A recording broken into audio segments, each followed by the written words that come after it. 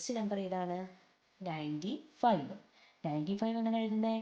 9 5 95. എന്താണ്? 9 5 95. ഓക്കെ ആണോ? അപ്പം എങ്ങനെയാണ്? 95. 95. ഇനി 95 കഴിഞ്ഞിട്ടുള്ള നെക്സ്റ്റ് നമ്പർ ഏതാണ്? യെസ്, 96. എങ്ങനെയാണ്? 9 6 96. എന്താണ്? 9 6 96. ഓക്കെ ആണോ? അപ്പം 95 96. എന്തൊക്കെയാണ്? 95 96. ഓക്കെ. ഇനി നമുക്ക് ഒബ്ജക്റ്റിനെ കൗണ്ട് ചെയ്ത് നോക്കാം. നോക്കിയാലോ? നമുക്കപ്പം ഒബ്ജക്റ്റിനെ എങ്ങനെ കൗണ്ട് ചെയ്യുന്നത് നോക്കിയാലോ? എൻ്റെ കൂടെ കൗണ്ട് ചെയ്യണേ.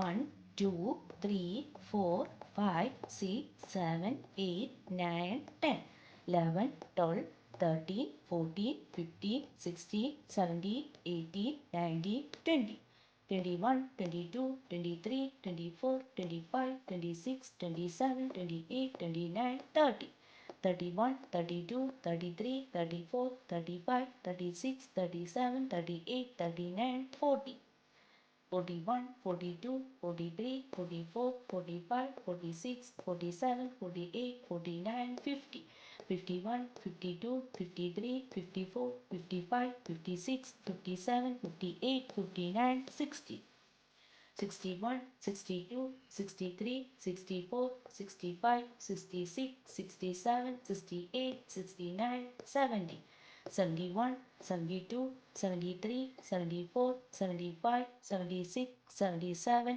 78 79 80 81 82 83 84 85 86 87 88 89 90 91 92 93 94 95.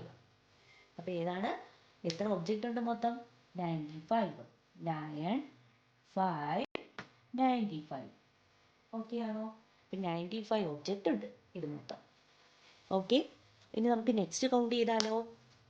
1 2 3 4 5 6 7 8 9 10 11 12 13 14 15 16 17 18 19 20 21 22 23 24 25 26 27 28 29 30 31 32 33 34 35 36 37 38 39 40 41 42 43 44 45 46 47 48 49 50 51 52 53 54 55 56 57 58 59 60 61 62 63 64 65 66 67 68 69 70 71 72 73 74 75 76